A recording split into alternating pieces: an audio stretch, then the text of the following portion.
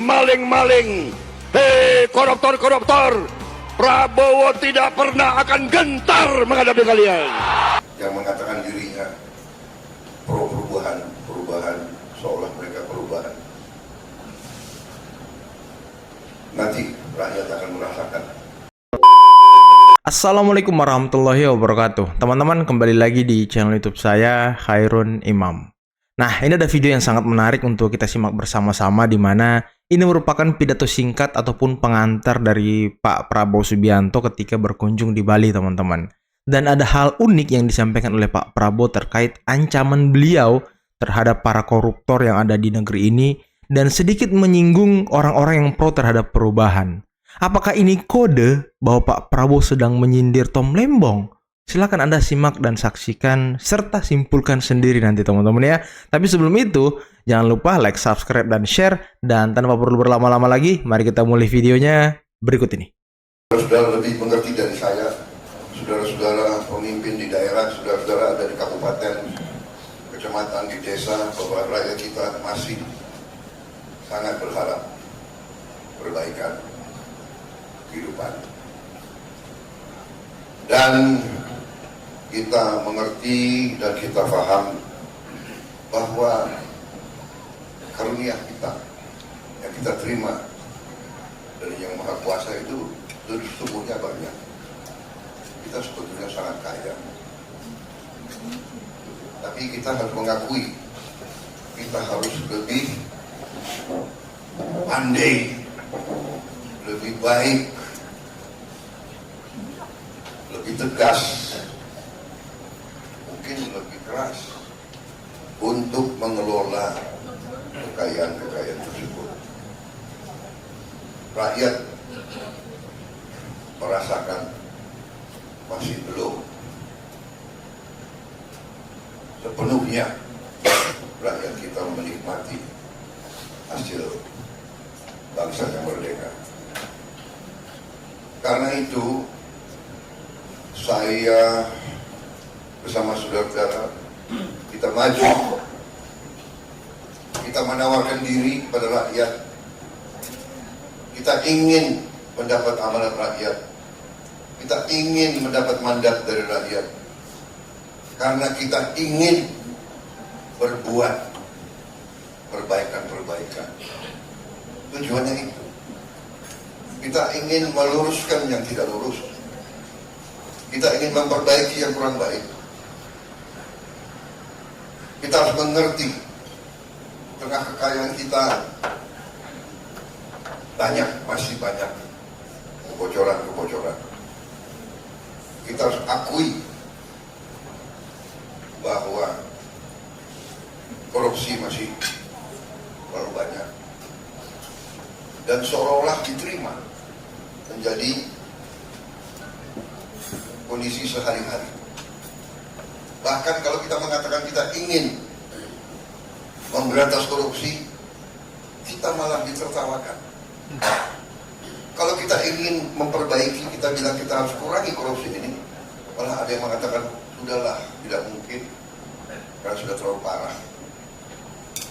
Ini yang harus kita lawan. Sikap menyerah, sikap kalah terhadap ketidakbaikan. Dan itu yang saya bertekad untuk berusaha sekeras mungkin mengadakan perbaikan. Kalau ada beberapa orang yang mengatakan dirinya pro perubahan seolah mereka perubahan, nanti rakyat akan merasakan sebenarnya pihak mana, siapa yang sesungguhnya akan membuat perubahan ke arah perbaikan. Saudara lebih mengerti dari saya, saudara-saudara pemimpin di daerah, saudara-saudara ada di kabupaten, kecamatan, di desa, bahwa rakyat kita masih sangat berharap perbaikan kehidupan. Dan kita mengerti dan kita paham bahwa karunia kita yang kita terima dari Yang Maha Kuasa itu sesungguhnya banyak. Kita sebetulnya sangat kaya. Tapi kita harus mengakui, kita harus lebih pandai, lebih baik, lebih tegas, mungkin lebih keras untuk mengelola kekayaan-kekayaan tersebut. Rakyat merasakan masih belum sepenuhnya rakyat kita menikmati hasil bangsa yang merdeka. Karena itu saya bersama saudara-saudara kita maju, kita menawarkan diri pada rakyat. Kita ingin mendapat amanat rakyat, kita ingin mendapat mandat dari rakyat, karena kita ingin berbuat perbaikan-perbaikan. Tujuannya itu. Kita ingin meluruskan yang tidak lurus. Kita ingin memperbaiki yang kurang baik. Kita harus mengerti tengah kekayaan kita banyak, masih banyak kebocoran-kebocoran. Kita harus akui bahwa korupsi masih terlalu banyak dan seolah-olah diterima menjadi kondisi sehari-hari. Bahkan kalau kita mengatakan kita ingin memberantas korupsi, kita malah ditertawakan. Kalau kita ingin memperbaiki, kita bilang kita harus kurangi korupsi ini, malah ada yang mengatakan sudahlah, tidak mungkin karena sudah terlalu parah. Ini yang harus kita lawan. Sikap menyerah, sikap kalah terhadap ketidakbaikan. Dan itu yang saya bertekad untuk berusaha sekeras mungkin mengadakan perbaikan. Kalau ada beberapa orang yang mengatakan dirinya pro perubahan, seolah mereka perubahan, nanti rakyat akan merasakan sebenarnya pihak mana, siapa yang sesungguhnya akan membuat perubahan kalah. Bersih-bersih, Pak. Ya. Bersih-bersih, Pak. Ya, bersih-bersih, Pak. Hah? Ya, bersih-bersih. Bersih-bersih.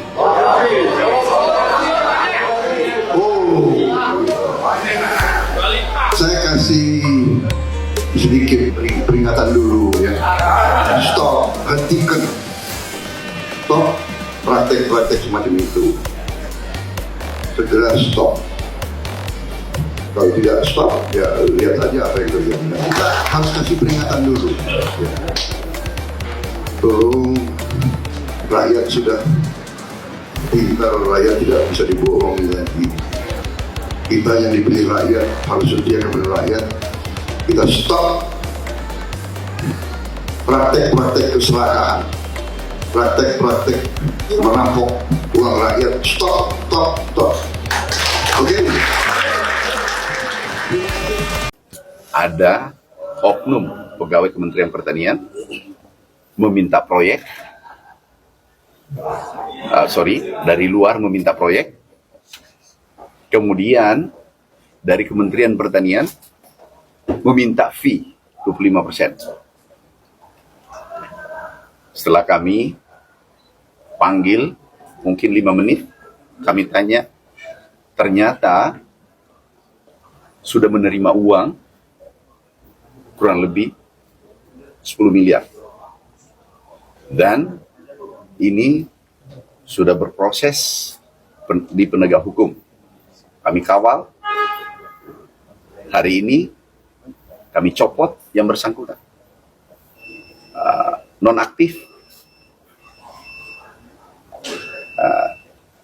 Bisa saja pemecatan. Kami lakukan.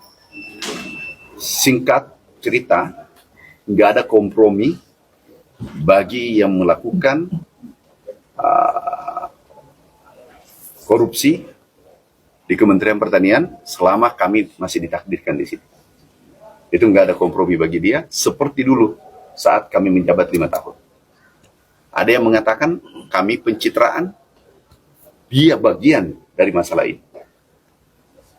Ada yang mengatakan kami melakukan pencitraan, tapi dia yang mengatakan itu bagian dari masalah ini. Terima kasih. Ada pertanyaan? Ini berkaitan dengan proyek apa Pak, dan apakah bisa dijelaskan secara lebih rinci Pak? Udah, nanti rincinya, yang penting judulnya sudah ada. Unit eselonnya mana Pak? Hah? Unit eselonnya. Ya, nanti Anda tahu sendiri. Ada berapa orang Pak? Untuk sementara 3 orang. Sekongkol, bebas tugas semua, nonaktif semua. Ini berkaitan dengan proyek lama atau baru saja terjadi Pak? Kami tidak tahu, kayaknya ini sudah lama, sudah kelakuan. Ketiga-tiganya eselon 2 berarti Pak? Ada eselon 2, ada eselon 3. Ada. Ini ditangani di KPK atau Kejaksaan atau Kepolisian Pak? Sudah ditangani penegak hukum, cuma kami dapatkan lagi temannya. Apa komplotannya? Jadi yang kami yang dorong ke penegak hukum, tetapi ternyata masih ada temannya. Kami dapat lagi karena menerima laporan. Kami minta, kok ada nomor HP? Nih, ada. Mana nomor HP? Tuliskan. Sebarkan nomor HP ini, nomor HP yang langsung ke saya. Manakala ada korban, ada meminta fee dan seterusnya.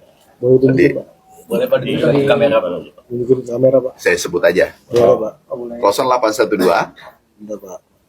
3539 7615.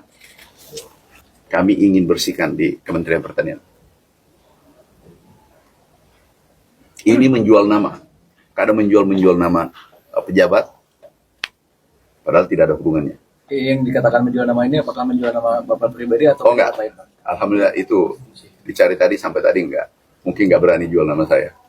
Karena mereka sudah tahu bahwa insya Allah kami anti korupsi dulu saat 5 tahun mendapatkan anti gratifikasi terbaik dan 3 kali. Mungkin sudah tahu. Tapi kami akan kejar yang melakukan hal-hal seperti ini.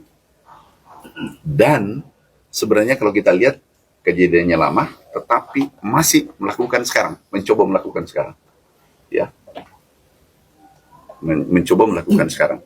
Nah, teman-teman, itulah tadi pidato singkat dan juga pengantar dari Bapak Presiden Prabowo Subianto yang banyak menyampaikan hal-hal menarik. Utamanya ketika curhat mengenai beliau ditertawakan karena ingin memberantas korupsi, bagaimana beliau memberikan ancaman keras kepada para koruptor, bagaimana beliau menyinggung orang-orang yang pro terhadap perubahan tadi ya, dan bagaimana beliau punya komitmen besar untuk membuat bangsa ini lebih baik lagi dan terhindar dari oknum-oknum koruptor, teman-teman. Dan ya mungkin Pak Prabowo ditertawai dulu ingin memberantas korupsi karena ya koruptor di Indonesia ini sudah mengakar dan sulit untuk diberangus karena ya, mereka mungkin bekerja secara kelompok dan ya mungkin secara terkoordinir teman-teman ya. Mungkin saja gitu ya kan. Tapi ya Pak Prabowo ternyata tidak gentar. Beliau tidak takut. Karena memang Pak Prabowo tidak punya hutang budi dalam tanda kutip ya kepada mungkin ya oligarki dan segala macam. Ya inilah yang membuat Pak Prabowo plong dalam bekerja, teman-teman, dan tidak punya atasan di atasnya. Tidak seperti Pak Jokowi dulu yang hanya petugas partai, teman-teman. Tidak bisa berbuat banyak gitu ya kan. Dan bagaimana tadi Pak Amran Sulaiman Menteri Pertanian memecat beberapa pegawainya yang terindikasi korupsi, teman-teman. Ini bagus nih, keren nih. Ini harus diikuti oleh menteri-menteri lainnya. Mereka harus mengetahui apa yang terjadi di dalam kementerian tersebut dan kalau ada dugaan-dugaan korupsi, judol seperti yang terjadi di Komdigi ya itu minimal menterinya tahu lah dan bisa melakukan langkah-langkah pencegahan, teman-teman. Inilah yang kita harapkan, menteri-menteri seperti Pak Amran yang tegas, yang tidak takut juga dengan siapapun. Karena sepertinya Pak Amran juga seperti Pak Prabowo ya, tidak punya hutang budi dari oligarki ini teman-teman. Wah, luar biasa. Pak Prabowo dan Pak Amran ini sangat luar biasa teman-teman ya. Dan ya kita harapkan semua kementerian akhirnya bisa bersih-bersih dari indikasi korupsi, komdigi judol, narkoboy dan segala macam. Ya semogalah ke depan Pak Prabowo bisa membuat bangsa kita lebih baik lagi, bisa memberantas 3 faktor yang membuat negara kita hancur teman-teman. Ya seperti saya sebutkan tadi sudah 2 tambah 1 narkoboy. Karena ya kita ingin memasuki bonus demografi dan kita butuh sumber-sumber daya manusia yang unggul teman-teman. Yang tentunya bisa membawa Indonesia emas 2045. Ya kita tidak butuh generasi-generasi yang doyan judol, narkoboy dan segala macam. Ya karena percuma orang-orang seperti itu teman-teman. Tapi ya kita jangan menghindar, kita jangan mendiskreditkan mereka. Kita harus merangkul, kita harus menyadarkan mereka agar mereka kembali ke jalan yang benar gitu. Karena ya kita harus bahu-membahu bersama-sama membangun Indonesia. Dan inilah yang selalu diungkapkan oleh Pak Prabowo Subianto. Kita harus bersatu, kita harus bahu-membahu, kita jangan tercerai-berai. Karena kalau kita tercerai-berai itu gampang diadu domba oleh pihak-pihak asing teman-teman.